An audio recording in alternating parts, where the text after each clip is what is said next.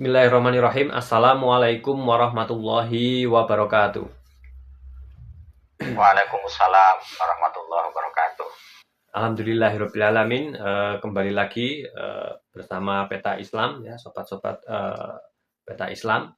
Seperti biasa, saya dengan Ustadz Adib Susila Siraj ingin membahas tema-tema menarik seputar istilah-istilah di dalam Al-Quran, terutama yang kaitannya dengan dunia keislaman seperti itu. Tapi sebelum nonton, jangan lupa untuk subscribe bagi yang belum subscribe. Ya. Jangan lupa nanti komentar, like-nya, seperti itu kita tunggu. Oke, pada kesempatan kali ini tema yang sudah kami sediakan yaitu mengenai masalah taubat, ya Pak. Karena pengertian-pengertian taubat yang selama ini sudah beredar secara umum itu sebenarnya dari sudut pandang keilmuan, sudut pandang Al-Quran itu sendiri konteksnya seperti apa itu.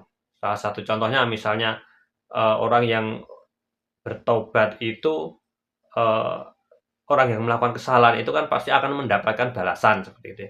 Tetapi apakah nanti ketika orang itu melakukan tobat, apakah itu balasan itu nggak terjadi atau seperti apa? Nah, itu salah satu contohnya, Pak Adib. Nah, nanti mungkin bersama Ustadz Adib Susila Siraj ini kita akan membahas lebih jauh mengenai masalah tobat dari sudut pandang Al-Quran, mungkin dari peristilahannya dulu seperti itu. Mungkin langsung saja kita beri kesempatan kepada Pak Adib ini untuk menyampaikan. Silakan Pak Adib, waktu dan tempat dipersilahkan. Ya, terima kasih. Assalamualaikum warahmatullahi wabarakatuh. Waalaikumsalam. Alhamdulillahirabbil alamin. Ar-Rahman al-Tamal Quran, khalaqal insan allamahul bayan. Asyhadu alla ilaha illallah wa la syarikalah wa asyhadu anna Muhammadan abduhu wa rasuluhu la nabiyya ba'dah. Sahabat Peta sekalian, pada kesempatan kali ini Mas Ain sebagai host ini mengajukan permasalahan taubatnya.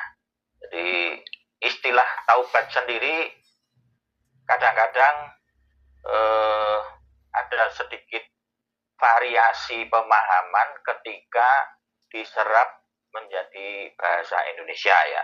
Banyak sekali nanti kata-kata dari Al-Quran, dari bahasa Arab yang kemudian diserap menjadi bahasa Indonesia yang secara prinsip sebetulnya sumbernya itu sama, tapi dalam pemaknaan secara aplikatif di dalam bahasa Indonesia itu menjadi agak berbeda atau bahkan memang berbeda sama sekali.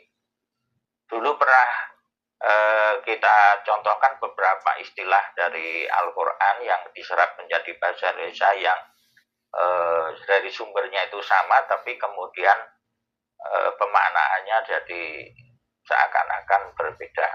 Misalnya ya untuk mengingatkan kembali, hikmah dengan hikmat ya. Hikmah dengan hikmat ya. Itu asal usulnya sama, hanya persoalan di akhir kata itu ada mengandung tak marbutoh ya, tak marbutoh. Sehingga kalau di dalam bahasa aslinya, bahasa Arab atau bahasa Al-Quran, pengucapan akhir kata dengan tak marbutoh ini bisa T dalam bahasa Indonesia ya, atau bisa H dalam bahasa Indonesia. Jadi hikmat dan hikmah itu asal usulnya sama. Hikmatun. Hikmatun itu nanti bisa dibaca hikmah atau hikmat. Nah, gitu. Nah, ini tetapi dalam kasus bahasa Indonesia akhirnya hikmat itu berbeda dengan hikmah gitu. Secara pengertian ya Pak Adib ya? Pemaknaannya. Ya sebetulnya saya nggak tahu persisnya, tapi faktanya itu hikmah itu berbeda dengan hikmat. Misalnya kalau hikmah itu misalnya ada suatu peristiwa musibah atau apa gitu, ya sekarang sabar, ambil hikmahnya. Nah, itu beda dengan hikmat. Kalau hikmat itu biasanya mari kita dalam upacara ini kita berupacara dengan hikmat dalam arti khusyuk itu. Ya, mengheningkan cipta ya. Tidak gurau, tidak guyon gitu. Jadi hikmah dan hikmat itu mempunyai makna dalam bahasa Indonesia jadi berbeda. Di ini. Nah, demikian juga dengan taubat. Nah, kita akhiran tak marbut dibaca taubah itu. Nah, itu beda. Taubah itu misalnya yang terkenal adalah salah satu surat, nama surat di dalam Al-Quran, yaitu surat yang ke-9, surat At-Taubah. Kan tidak lain misalnya ada surat namanya surat Tobat gitu. Ada surat Tobat, kan seakan-akan beda gitu. Kemudian variasi selanjutnya itu, ini dalam kasus bahasa Indonesia ya, menulis taubat itu pakai AU, taubat gitu. TAUBAT dengan TO, tobat. Itu nanti variasi juga. Tobat itu biasanya lebih dalam bahasa percakapan lebih seperti orang kapok gitu loh. Tobat enggak, ini tobat ya kan. Bukan tahu tapi to ya. Itu variasi-variasi yang perlu kita pilih. Jadi kalau nanti memaknai secara bahasa Indonesia ya kita mengajunya kepada KBBI, Kamus Besar Bahasa Indonesia. Tetapi kalau kita mau mengacu kemudian kepada sumber aslinya yang pertama kali yaitu di Al-Quran. Di dalam Al-Quran itu istilah taubat itu 3 huruf pokoknya, mujarotnya itu adalah ta, waw, dan ba. Jadi ingat ya, seperti kasus kemarin kalau ada huruf ilat ya, apakah itu alif ataukah waw ataukah ya, itu hati-hati nanti bisa berubah dan bisa juga hilang. Jadi di sini taubat itu kalau ini taba, kemudian ya tubuh, taubat. Artinya secara letter ya, arti dasar itu adalah kembali. Kembali. Jadi sebetulnya tidak ada hubungannya dengan tobat dalam bahasa Indonesia. Dalam arti minta ampun itu sebetulnya tidak ada. Kalau awal mulanya itu kembali. Kembali ya. Jadi kembali. Nah, terutama dalam kasus ini adalah misalnya kita kutip surat Al-Baqarah ayat 37 yang menceritakan kisahnya Nabi Adam setelah tergoda oleh rayuan iblis, kemudian keluar dalam posisi dulumat, artinya dalam posisi yang bersalah. Maka fatalaqo Adamu min rabbihi kalimatin fataba alaih. Fataba alaih. Huwa tawwabur rahim.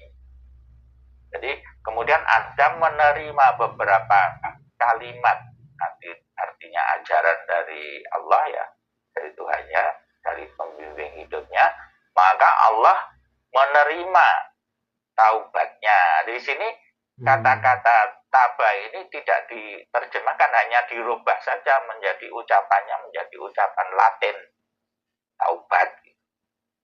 Ini betulnya tidak menerjemahkan, ini cuman merubah saja dari taba menjadi taubat. Sesungguhnya Allah Maha Penerima taubat lagi Maha Penyayang. Jadi belum menjernihkan arti taubat itu apa gitu. Nah, sehingga kita bisa lihat kasusnya Adam ini Maka setelah Adam itu tergoda, tergelincir menjadi apa? Ya, di dalam sebuah, katakanlah secara sederhana itu kekalutan hidup karena melanggar apa yang dilarang oleh Allah, sehingga dalam kekalutan ini kemudian dia menerima beberapa ajaran, yaitu yang disebut di sini dengan kalimatin atalaqa Adamu min rabbi kalimatin. Jadi Adam itu kemudian seperti tersadar dan mau kembali fataba alai, mau kembali mempelajari ajaran-ajaran Allah yang dia terima setelah tergelincir. Ya, kalau secara bahasa sederhananya tergelincir dari situasi jannah ya menjadi situasi zulumat, kemudian berusaha kembali ke jalan yang benar ya. Nah, inilah taubat.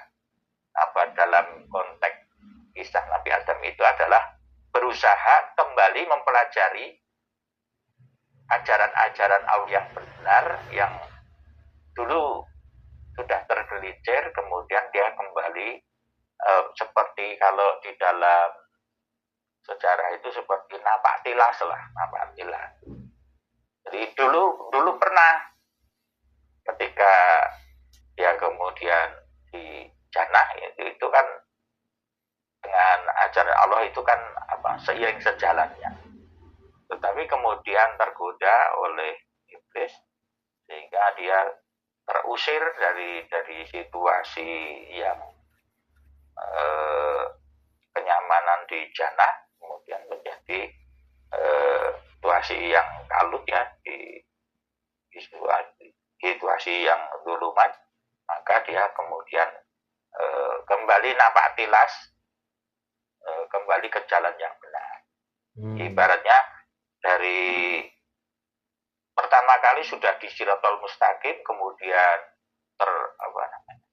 tergelincir dalam maghdub atau dhalim, maka kemudian dia kembali lagi di dalam, berusaha kembali lagi di jalan yang benar, di jalan Shiratal Mustaqim. Berarti dan oleh Allah dikatakan kuat tawwabur rahim, Allah Maha Penerima.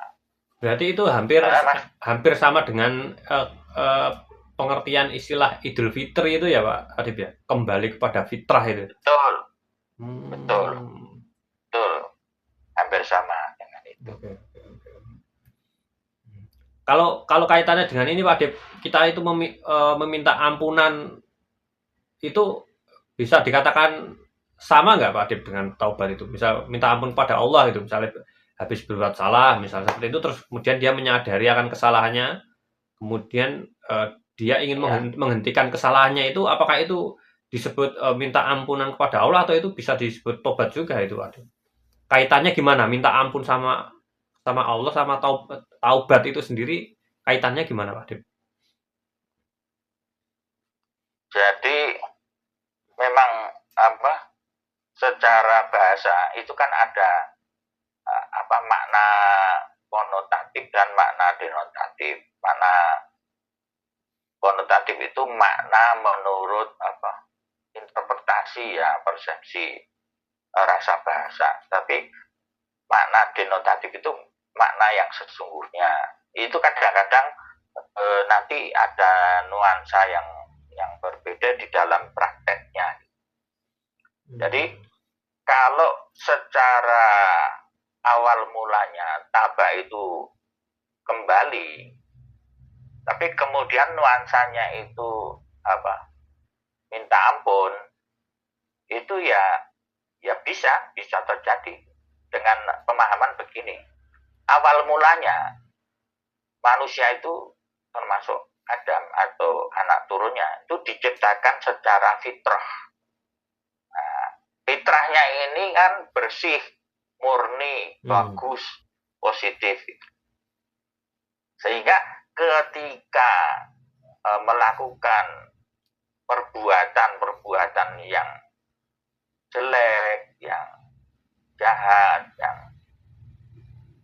kriminal atau segala macam, itu sebetulnya adalah tidak sesuai dengan fitrah.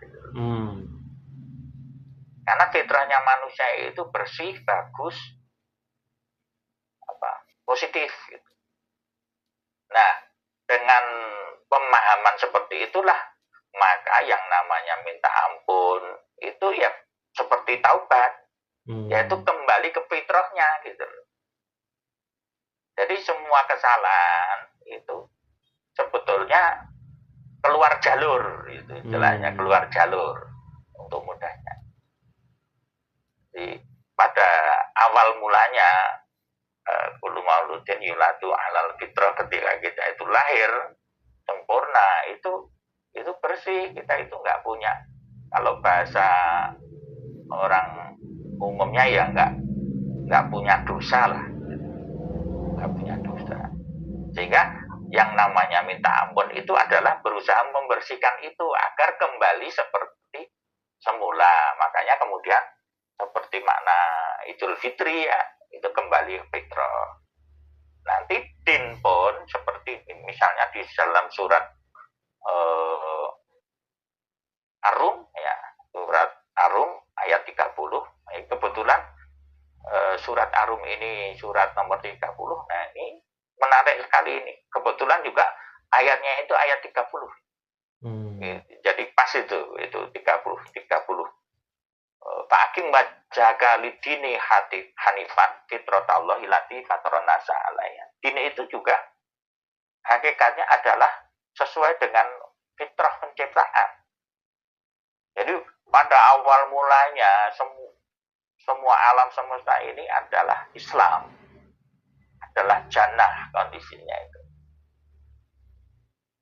Nah, manusia itu kemudian diciptakan untuk melestarikan situasi yang fitrah ini menjadi jannah ini, hingga dikatakan uskun anta wa yuzukal jannah. Jadi jannah itu bukan dibangun oleh manusia, diciptakan oleh Allah. Memang secara fitrahnya itu kondisinya sudah Islam, sudah jannah, sudah ya saling keseimbangan alam semesta ini sudah sangat sempurna sebagai ciptaan Allah. Nah, kemudian manusia itu diperintahkan untuk melestarikan kondisi seperti ini agar terus berimbang. Sehingga ketika manusia ini nanti ya dalam aplikasinya misalnya, kamu kok menebang pohon?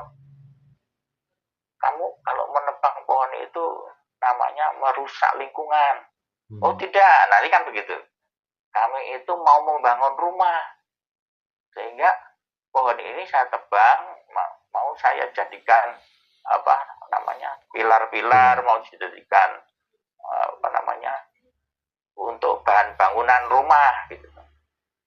Dalam interpretasi manusia ingin membangun, tapi ini bagaimana nanti dialektika dengan alam ini agar kita itu ketika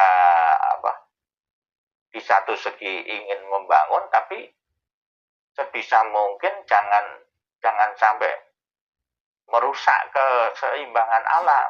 Nah, salah satu konsekuensi logisnya, karena kalau mau membangun rumah, misalnya rumahnya pakai kayu, harus menebang pohon, ya kita sebagai manusia yang bertanggung jawab harus menanam juga gitu. Harus menanam pohon gitu, sebagai konsekuensi, sebagai makhluk yang bertanggung jawab untuk menjaga kelestarian lingkungan gitu. Sehingga keinginan manusia untuk membuat rumahnya itu jalan, tetapi kelestarian alam itu juga berjalan gitu. Lain halnya kalau kemudian manusia hanya merasa membangun saja, menebangi pohon semua, tapi tidak pernah menanam. Nah, ini nanti jadi Jadi situasi keseimbangan alam ini menjadi kacau. Disitulah nanti kemudian apa kalau manusia itu berkelanjutan dalam merusak lingkungan, maka akan terjadilah degradasi alam lingkungan dan sosial yang disebut nanti dengan model NAR. NAR itu adalah saling menghabisi, tidak ada sisanya gitu, menghabisi. Sedangkan tanah itu kan bertumbuh. Ya. Jadi kalau bertobat ya kembali kepada awal mulanya. Tapi kalau nganu Pak Itu, Adip, Mas. kalau misalnya orang ya katakanlah bertobat itu lah dari melakukan kesalahan itu, ya katakanlah minta ampun lah sama Allah itu apakah pasti diampuni Pak Adip? Atau dalam tanda kutip apakah tobatnya itu pasti diterima? Semua tobat itu pasti diterima? Atau gimana Pak Adip? Atau ada kriteria tertentu yang diterima dan yang tidak diterima lah, bahasa umumnya seperti itulah. Jadi kalau bahasa umum itu kadang-kadang memang agak sulit ya, dimensi umum kemudian dijumbuhkan dengan Allah ya. Misalnya ada kalimat di dalam ayat itu, ud'uni astajib lakum, berdoalah kepadaku maka akan aku kabulkan, akan aku ijabahi. Jadi kalau manusia itu sudah berdoa dan Allah tidak mengabulkan, berarti ayat ini kan keliru ya. Seperti tidak, ya kan, seperti tidak betul kan. Gitu. Jadi setiap doa itu pasti dikabulkan gitu. Buktinya apa? Buktinya ayat ini, karena Allah itu la yukhliful mi'ad. Kalau berjanji itu pasti gitu. Nah, tapi kemudian dalam alam empiris manusia kan, tapi aku berdoa beberapa kali kayaknya nggak terkabul kan gitu. Persepsi dan interpretasinya manusia kan begitu. Kenapa? Karena dimensi manusia ini ada ruang dan waktu. Ada besok, ada nanti, ada dimensi waktu. Sedangkan Allah itu sendiri tidak terkungkung oleh dimensi waktu. Allah itu tidak ada nanti, besok, kemarin dan sebagainya. Allah tidak terkungkung oleh dimensi itu. Nah, ini perlu difahami.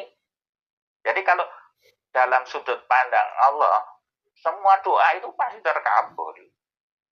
Karena Allah itu tidak terkungkung oleh dimensi waktu.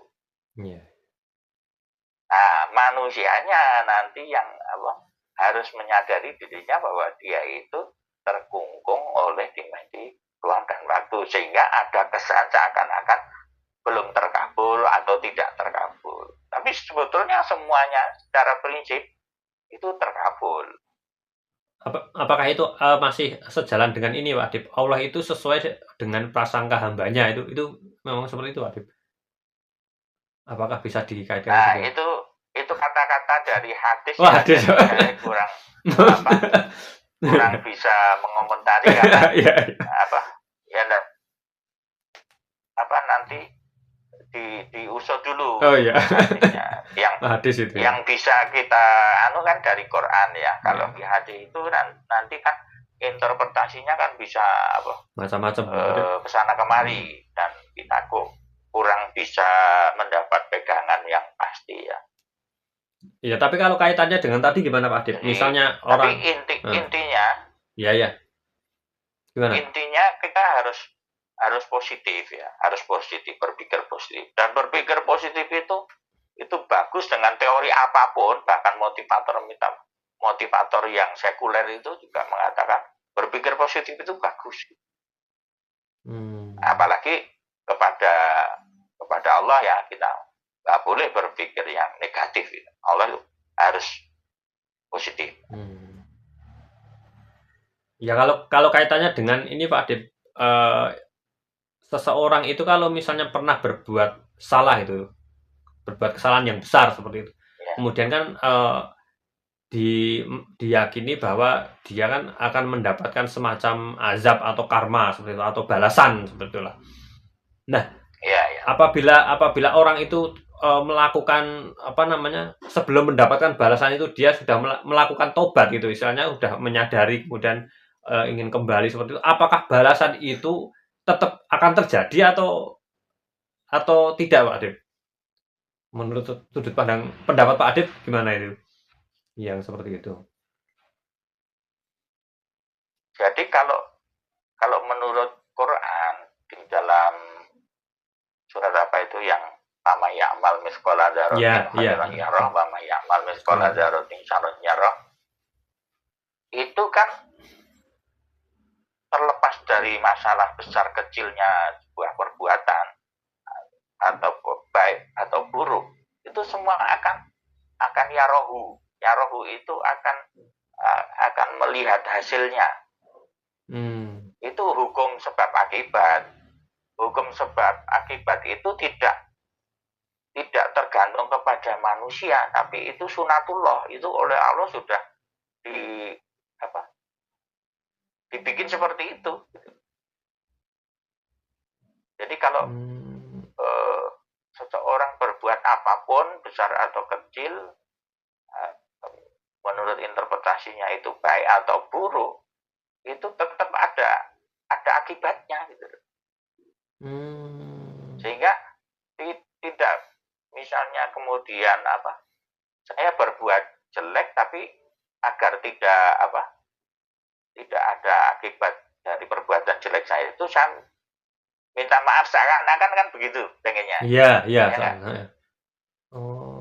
Itu nggak bisa. Kalau menurut saya yang namanya sebab akibat itu tidak bisa dirubah gitu.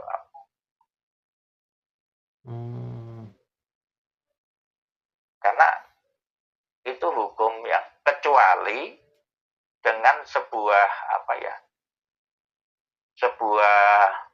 teori sebab akibat yang lain. Misalnya begini, yang gampang saja dipahami. Semua benda itu kan pasti akan jatuh ke bumi ya. Kecuali nanti kemudian ada pesawat terbang dan sebagainya, ada drone, itu karena ada hukum-hukum sunatullah juga yang dipakai yang lain gitu loh. Bukan karena tidak taat kepada hukum, tapi hukum Allah itu beraneka macam gitu. Sehingga kalau nanti Allah misalnya mengatakan ini satu contoh yang kaitannya dengan taubat itu, misalnya di surat Al-Baqarah ayat 54 ini terkenal ya, dalam kisah Nabi Musa ketika umatnya itu, ini secara sederhana saja ya, secara sederhana Nabi Musa itu punya umat Bani Israel itu kemudian ditinggal perjalanan berapa lama, sekitar 40 hari kalau nggak salah. Tapi ketika pulang itu pada ini gampangannya ya, sederhananya, pada menyembah anak sapi. Nah, gitu. Kemudian Musa itu ketika kembali mengatakan, wa qala Musa liqaumihi, ya qaumi, wahai umatku, innakum dalamtum anfusakum, kalian ini telah terjerumus ke lembah kegelapan. Pemahaman yaitu dalamtum anfusakum, kegelapan zulumat ya. Bitihadikumul ijla, dengan mengambil anak sapi. Jadi anak sapi ini diambil sebagai sebuah kalau bahasa sekarangnya itu sebagai ideologi gitu. ideologi anak sapi itu apa? Ya, secara garis besar ini, sekali lagi ini tafsir sederhana ya. Ideologi anak sapi ini secara umum sama dengan mengambil sapi perah lah. Jadi haknya susu induknya itu kan haknya anak sapi sebetulnya. Tapi kemudian diambil oleh majikannya yang punya ternak itu. Kemudian anak sahnya dikasih sedikit, yang sebagian besar didagangkan, dijual oleh majikannya yang punya sapi induk itu. Itu sederhana seperti itu. Jadi ideologi sapi perah, anak sapi ini dilakukan oleh Bani Israel ketika ditinggal beberapa saat oleh Musa. Maka kemudian Nabi Musa mengkritik itu, "Fatubu ila bari'ikum." Kalian harus bertobat, harus kembali kepada Tuhanmu, kepada pembimbing hidupmu. Faktulu anfusakum. Nah, ini ada yang menerjemahkan, ini faktulu anfusakum ini, bunuhlah dirimu, bunuhlah diri kalian. Dzalikum khairul lakum, yang demikian itu lebih baik bagi kalian, inda bari'ikum, menurut Tuhanmu. Fataba alaikum, sehingga kamu tobat kamu diterima. Ini secara letterlek kita bisa baca di Al-Baqarah ayat 54 itu seperti itu. Jadi akan-akan Musa itu memerintahkan orang-orang yang sudah terjerumus menyembah anak sapi itu kemudian rame-rame bunuh diri agar membuktikan bahwa dirinya benar-benar taubat gitu. Wah, ini kalau dipahami letterlek agak kacau ini. Kalau bertaubat itu sama dengan bunuh diri massal gitu. Ini kacau nih. Apakah ya Nabi Musa itu pernah memerintahkan secara bunuh diri secara massal gitu? Tapi kalau kalau balasan yang sunatullah tadi berarti artinya dia tidak terpengaruh oleh taubatnya seseorang kan, yang saya tangkap tadi. Orang mau bertobat atau tidak, setiap perbuatan itu akan tetap ada balasannya meskipun yang buruk gitu.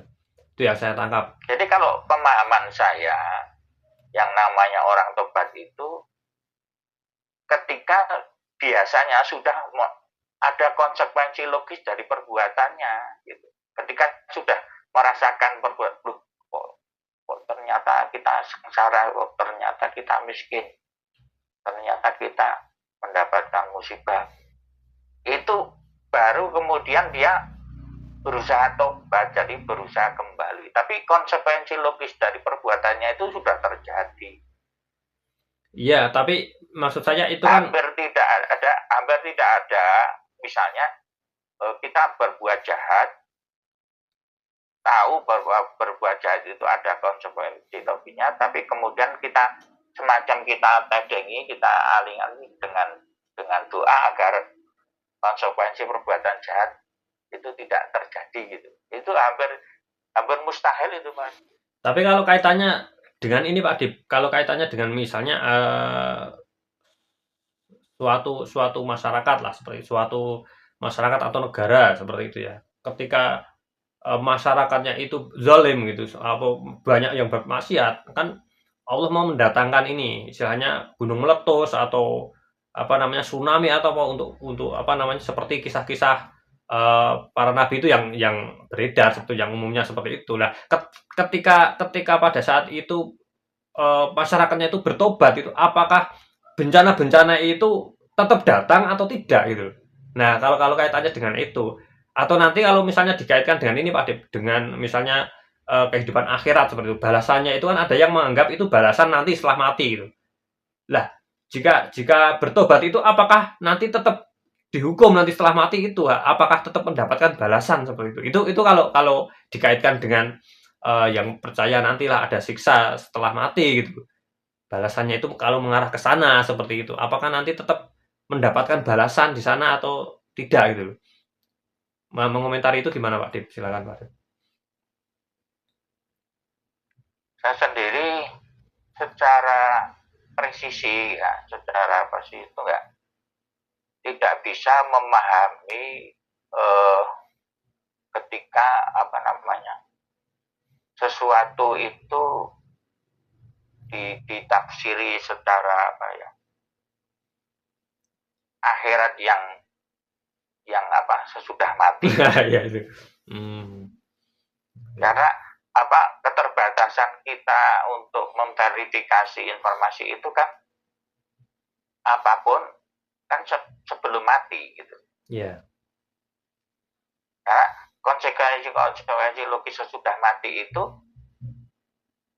kita memverifikasinya yang apa yang tidak bisa, sehingga ya hanya apa belajar dari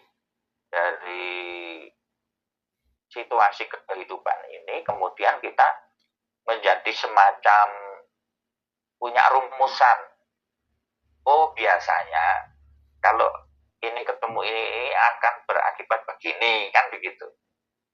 Tetapi secara presisi, secara sebetulnya kita itu sangat lemah pemahamannya.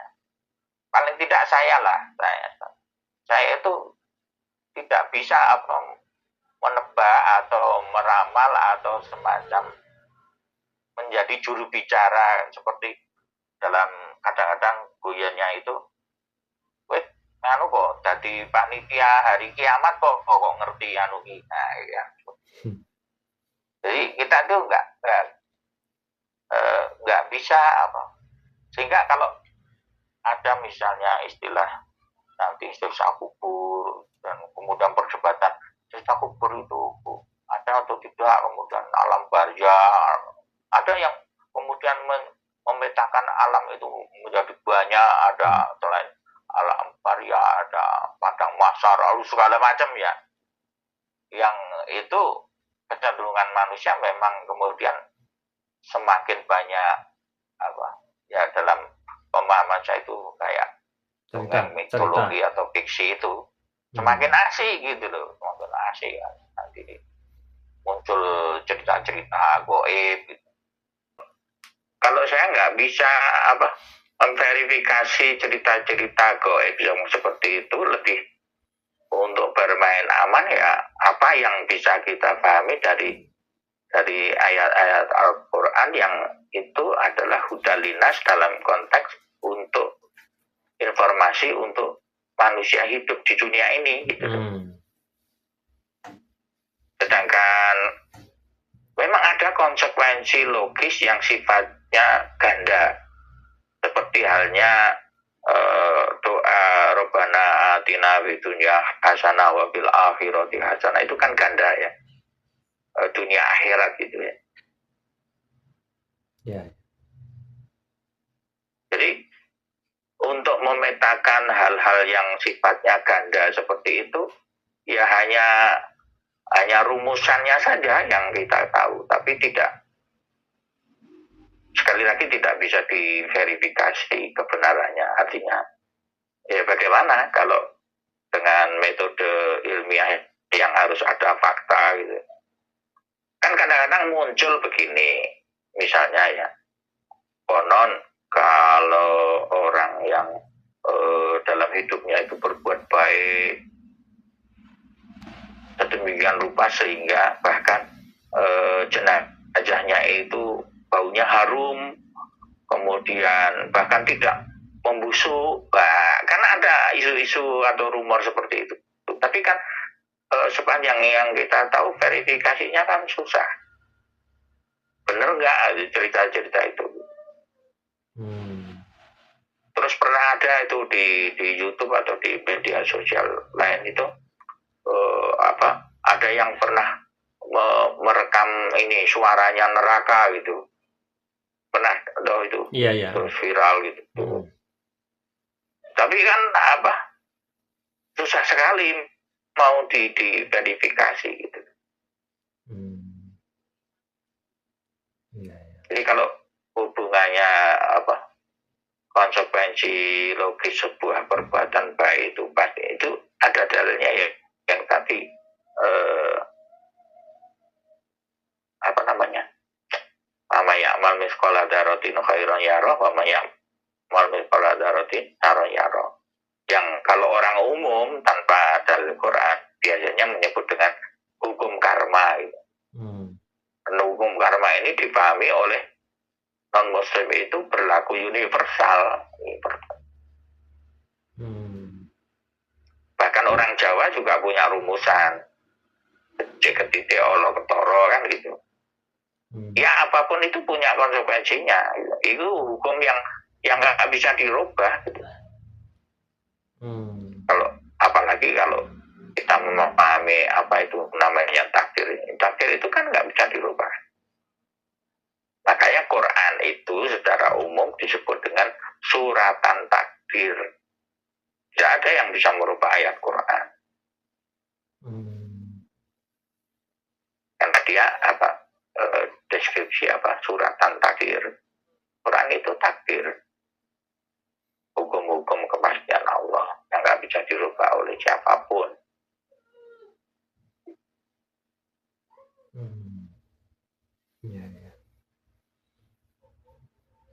Jadi kalau pemahaman yang tadi ditanyakan Mas Ain seolah-olah apakah perbuatan jelek misalnya agar tidak ada konsekuensi logisnya kan gitu.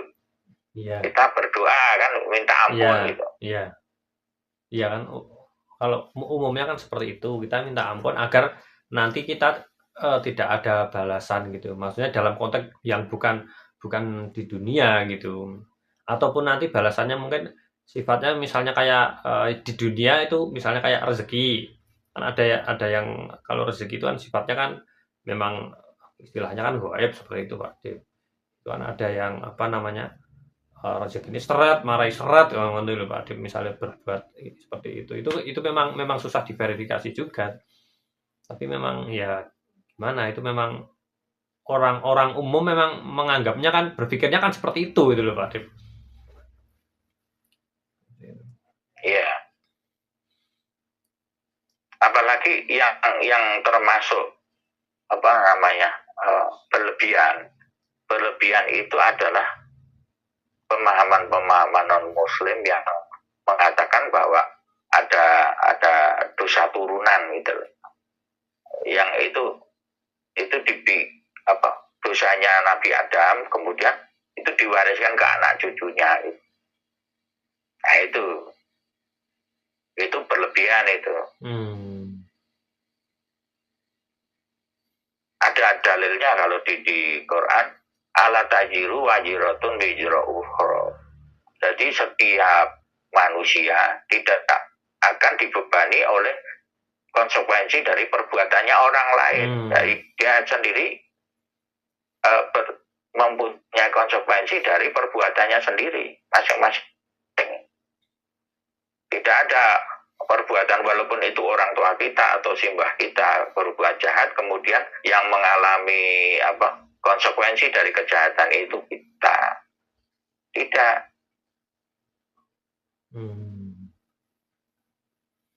Kalau kaitannya dengan bencana tadi gimana Pak Adip? Misalnya yang bukan akhirat ya, bukan sesudah mati ya. Misalnya ketika suatu masyarakat itu kehidupannya itu jahiliyah gitu kan. Kan kita apa namanya meyakini akan ada sebuah inilah azab Allah gitu. Entah itu gempa bumi atau angin topan dan lain sebagainya untuk inilah untuk istilahnya ya mengazab orang-orang yang seperti itu karena masyarakatnya tidak hidup dengan ilmu Allah seperti itu.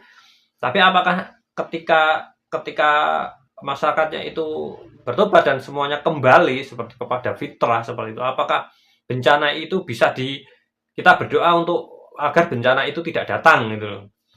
Apakah itu bisa bakal tetap terjadi atau tidak gitu? Kalau berdasarkan sudut pandang seperti itu. Jadi sampai hari ini itu memang tak akui ya, itu masih misteri ya, kaitan antara moralitas manusia, perilaku manusia di bumi ini dengan hal-hal apa yang disebut dengan bencana alam. Apakah kebakaran hutan, tsunami, gempa bumi itu ada kaitannya dengan masalah moralitas manusia karena banyak melanggar moral, ajaran Allah dan sebagainya. Sampai hari ini itu masih belum. Kalau kalangan agamawan kan selalu mengatakan bahwa setiap bencana ini kan mesti ada kaitannya dengan kemurkaan Allah gitu. Iya, itu. Gitu. Iya kan? Iya. Tetapi kalau diminta untuk memverifikasi, mengklarifikasi apa alurnya, konsekuensinya itu dari mana, sebab akibatnya itu bagaimana, kan tidak mudah. Ya. Jadi kalau saya memahaminya, secara umum mungkin hukum itu memang begitu ya, artinya bahkan ada seorang tokoh, saya lupa itu di dunia fisika, maksudnya di dunia kehidupan real itu mengatakan butterfly effect namanya. Nanti silahkan di Google ya, butterfly effect. Jadi sebetulnya variabelnya dalam kejadian di alam semesta ini sangat kompleks. Sehingga karena amat sangat kompleks, manusia itu tidak mengerti kaitan-kaitannya. Kalau ini kemudian seperti kalau di dalam biliar ya, kita meja biliar itu kan ada bola-bola sama orang yang nyodok gitu. Yang mau dimasukkan itu bola yang mana, kemudian yang disodok itu bola yang mana, itu kan ada variabelnya, maksudnya. Nah, ketika alam semesta ini menjadi demikian rumit ya, variabelnya sangat banyak, masing-masing berkontribusi, ada yang kontribusinya besar, ada yang pengaruhnya itu kecil. Ini kan kemudian menjadi sesuatu yang tidak bisa dipetakan, tidak bisa dipolakan. Tetapi sebetulnya bisa dihitung kalau manusia itu mampu ya. Cuman sayangnya manusia itu umurnya terbatas. Karena umurnya terbatas, sehingga pola-pola yang berulang misalnya sebetulnya berulang selama 500 tahun sekali gitu. 500 tahun sekali itu terjadi perulangan. Tapi manusia karena hidupnya itu cuma paling 90 tahun atau 100 tahun itu sudah maksimal, sehingga dia nggak bisa melihat pola itu kemudian. Itulah kesulitannya. Jadi kalau teorinya misalnya gempa bumi atau gunung Krakatau itu meletus tahun berapa? Karena alasannya apa? Misalnya kerak buminya bergeser sekian tahun, sekian senti atau sekian mili gitu. Sebetulnya itu bisa dihitung. Tapi karena durasinya demikian panjang, bahkan hingga ribuan tahun, manusia kan tidak mampu pola seperti itu. Cuman oleh Allah melalui Quran itu dikatakan, may ya'mal mithqala dzarratin khairan yarah wa may ya'mal mithqala dzarratin syarran. Sekecil apapun perbuatan kita, sekecil apapun perbuatan kita, apakah jahat, apakah baik, itu ada konsekuensi logisnya. Ada konsekuensi logis. Termasuk nanti orang minta ampun itu kan juga sebuah perbuatan dengan hukum Allah, ada konsekuensinya. Kalau orang betul-betul taubat, betul-betul minta ampun, nanti oleh Allah akan diberi sesuatu yang ampunan, maghfirah ya. Itu juga juga misteri bagi kita. Oh, iya. Karena kadang gini Pak Adip, ada semacam ini, segala perbuatan kita, misalnya kita itu berbuat zalim seperti itulah, berbuat buruk seperti itu, kadang misalnya dalam kaitannya dengan mencari nafkah itu susah. Misalnya ada orang nyari pekerjaan kemana-mana itu susah, sedangkan yang lain itu dia nggak pernah berbuat buruk, jarang berbuat buruk, nggak pernah berbuat buruk, dan apa-apa dimudahkan. Jadi ada semacam dimudahkan oleh Allah, dan seolah-olah yang satu itu serba sial seperti itu, Adip. Nah, maksud saya apakah ada, kalau misalnya perbuatan itu ada efek ke sana itu, apakah ketika itu bertobat kemudian yang tadinya itu sial menjadi dimudahkan oleh Allah sebenarnya? Nah, itu contoh sederhananya seperti itu loh. Apakah ada? Justru itu memang harus begitu. Jadi berarti kan kalau dia minta ampun, dia bertobat, itu kan akan merubah apa namanya, pola sikapnya, pandangannya, ya kan? Nah, karena perubahan pola sikap dan pandangan, maka dia akan merubah konsekuensi logisnya. Oh, gitu. Iya. Iya kan, kan begitu.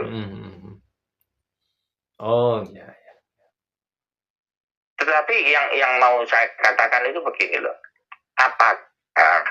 kalau misalnya ya, sekarang kalau kita lihat di internet ya, melalui YouTube lah, di negeri Belanda kalau nggak salah, atau di bagian mana gitu, yang saya tahu paling tidak Belanda ya, itu penjara itu kosong, Mas.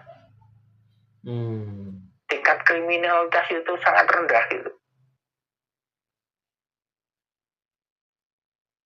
Padahal di sana negaranya kan bukan negara yang memakai Quran gitu kan.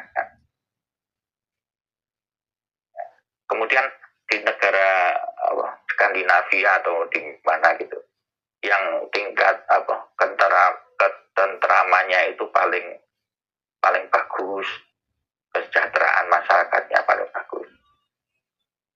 Kan? Itu bukan yang negara-negara yang memakai ajaran Islam.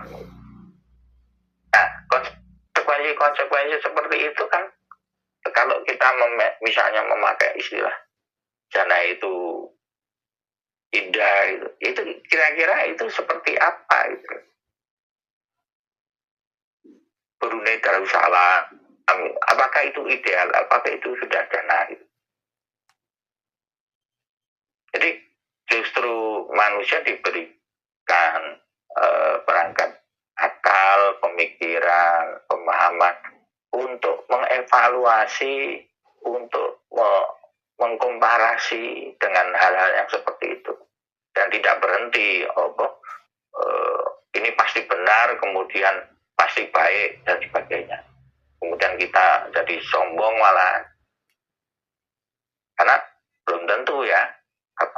Justru kadang-kadang ketika kita sudah merasa benar, merasa baik, itu justru menjadi seperti ya, mohon maaf ya, rata-rata Bani Israel itu sombongnya justru karena begitu, karena rata-ratanya orangnya pinter gitu. Merasa kekasihnya Tuhan gitu, manusia pilihan. Nah, kita kalau tidak waspada, hati-hati, seperti misalnya memanfaatkan kuntum khaira ummatin ukhrijat linnas, kalian itu adalah umat terbaik yang lahir di permukaan bumi ini kan, seperti hanya orang Bani Israel memahami wa anni fadhaltukum alal alamin, sesungguhnya kalian ini manusia pilihan di atas alam semesta. Kemudian nanti, wah ini berarti kalau kita ini manusia pilihan, masyarakat yang lain itu bisa dijajah, bisa ditindas gitu, bisa dimanfaatkan, kan gitu. Berarti aneh ya Pak Dip, intinya itu sebenarnya kita dalam hidup ini terus melakukan perbaikan ya, dalam konteks kita terus tobat, terus melakukan apa namanya, harus kembali, harus minta ampun, intinya untuk memperbaiki diri sampai kita itu mati dalam keadaan Islam, seperti itu ya Pak Dim. Jadi untuk urusan-urusan yang setelah mati atau Iya, dan apapun itu memang makanya di luar jangkauan kita lah, seperti itu ya.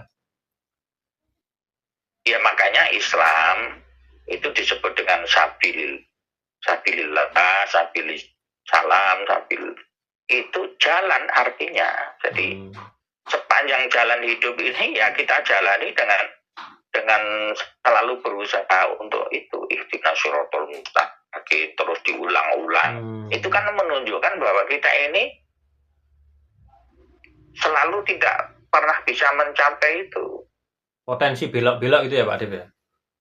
Iya, makanya kita selalu walaupun sudah hafal, walaupun suruh mau ulang-ulang terus. Ya Allah, dengan Al-Quran ini tunjukilah kami jalan hidup ini.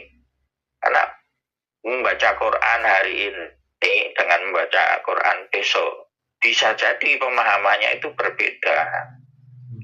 Karena tingkat kematangan berpikir kita juga berbeda, informasi yang lain-lain di lingkungan kita juga bertambah gitu.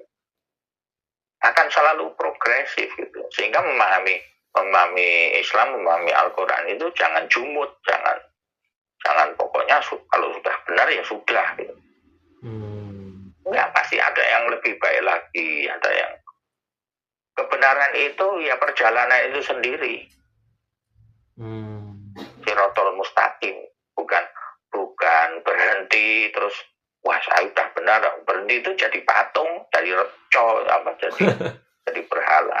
Itu enggak hidup gitu, enggak hidup. Oke.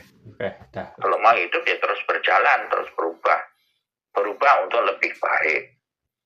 Ya. Berarti artinya pertaubatan itu harus selalu dilakukan ya Pak Dip ya, tidak hanya bertobat sekali ya kan. Kita harus melakukan kembali ya. Gitu ya. Betul, harus selalu. Oke. Cuman kalau dalam konteks keimanan dan kekufuran ini memang ada apa namanya, ada semacam batasan. Batasannya itu misalnya di surat An-Nisa ya, ayat 137 ini mohon dicamkan ini. Innalladzina amanu summa kafaru summa kafaru. Jadi innalladzina amanu summa kafaru summa amanu summa kafaru summa zdadu kufron. Kemudian kuda ini bertambah-tambah.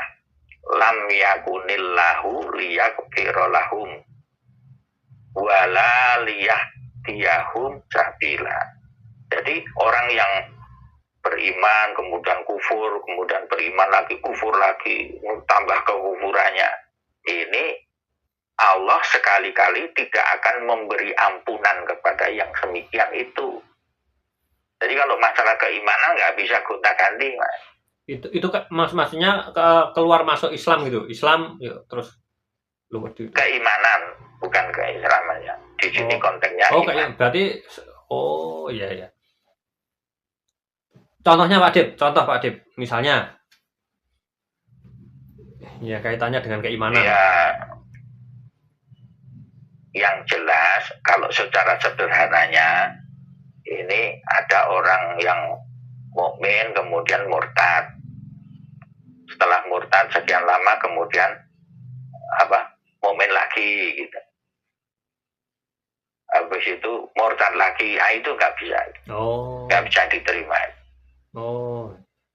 Murtadnya bolak-balik gitu loh. Kalau di ayat ini hanya dibatasi sekali tok. Kalau pernah murtad kemudian kembali beriman masih bisa diterima. Tapi kalau setelah itu murtad lagi udah nggak bisa. Gitu. Iya. Kalau di surat An-Nisa ayat 137. Itu pemahaman saya, artinya nanti bisa dibandingkanlah dengan pendapat-pendapat ustadz lain atau ulama lain. An-Nisa 130. Jadi murtad itu hanya sekali. Jadi kalau sudah pernah murtad terus kembali, itu nggak boleh murtad lagi. Kalau murtad lagi udah Allah sudah nggak. Oke Pak Adip, saya pikir kalau saya secara pribadi sudah inilah menangkap poin-poinnya seperti itu ya. Mudah-mudahan nanti netizen juga memang tidak mudah Mas. Saya sendiri masih, terutama tadi kaitan antara bencana alam sosial dengan tingkat moralitas masyarakat. Kalau kita baca kisah-kisah di dalam Al-Quran kan misalnya gara-gara orang dulu zamannya Nabi Lut itu banyak gai, banyak LGBT, kemudian diadab ada guncangan gempa bumi, ada segala macam ya, hujan batu atau apa gitu. Nah, kalau yang hari ini kita kait-kaitkan itu masih misteri Mas. Memang ada kecenderungan kalau agamawan itu mengatakan itu ada kaitannya gitu. Tapi untuk membuktikannya kan susah. Misalnya gempa dulu di Bantul atau tsunami di Aceh, apakah signifikan gitu dengan kaitan dengan moralitas yang ada di Indonesia atau di Aceh atau waktu di Bantul ya di DIY atau di Kabupaten Bantul gitu. Nah, ini nanti debatable dan nggak selesai-selesai itu. Ya. Oke Pak Adip, mungkin kesimpulan Pak Adip tentang tobat. Kesimpulan. Ya, kesimpulannya tobat itu makna dasarnya itu kembali. Kenapa kembali? Karena pada awal mulanya manusia itu diciptakan itu fitrah gitu. Termasuk din, agama ini adalah fitrah gitu. Di alam semesta ini sebelum ada manusia itu sudah membentuk sistem keseimbangan yang disebut dengan jannah. Nah, manusia hidup ini dengan ya tadi kalau kita ingin membangun rumah atau segala macam kan dengan cara merusak, walaupun kita mengatakan atau niatnya itu membangun gitu, tapi dengan merusak. Nah, ada konsekuensi logis dari itu. Kalau kita menebang pohon untuk membangun rumah, ya kita wajib menanam agar kerusakan ini tidak berlarut-larut ya.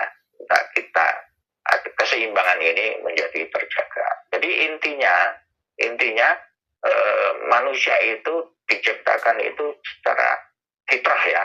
Alam semesta juga fitrahnya bagus.